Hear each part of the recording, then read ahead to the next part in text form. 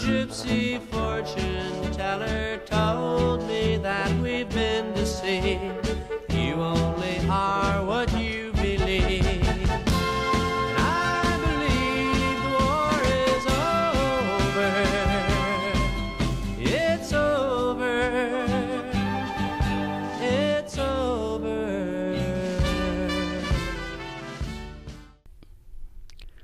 On December 30th, Sunday morning, 2001, I called the FBI's Pennsylvania Bureau and told them I had information regarding their All Points Bulletin. That was on their FBI Gov website entitled FBI Issues Alert for 5 Illegal Immigrants that was posted by Neil Lewis on the previous day, December 29, 2001. I then called the FBI's New York Bureau, and again I got the same response.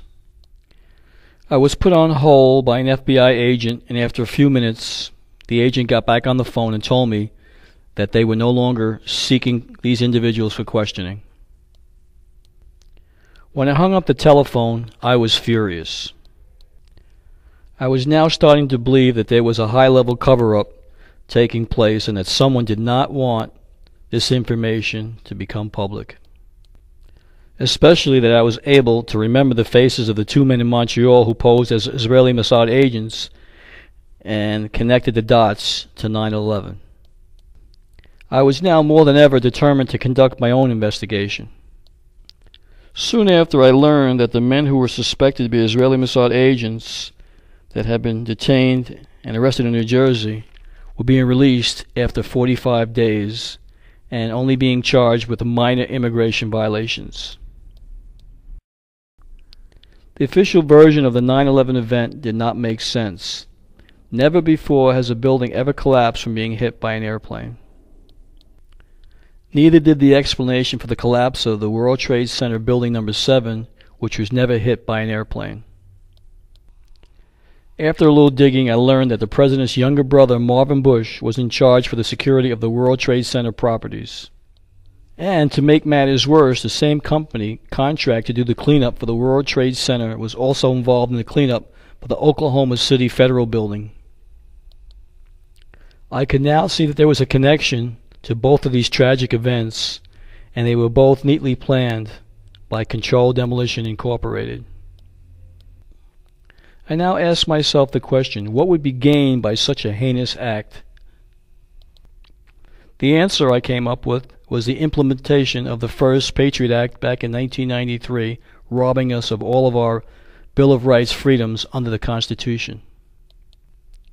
It was at that time that I myself became a person of interest. I now had my computer crashed, my modem burned out, and I was now being followed to and from work. I decided to create a journal and document all the events as they had transpired since September of 1998 to the present. I then searched the internet and found a site called gooff.com, and I contacted Carol Adler at the site. She then asked if I would write the story up and she would post it on the gooff.com website.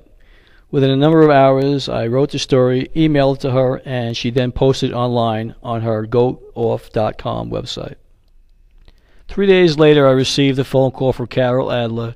She had been called from someone in the government and told her that if she didn't remove my website, they would close her business immediately.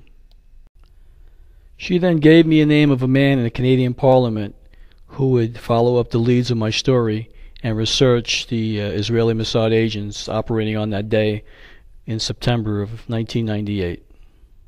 The man and I spoke, and he said he would do his best to follow up on the information.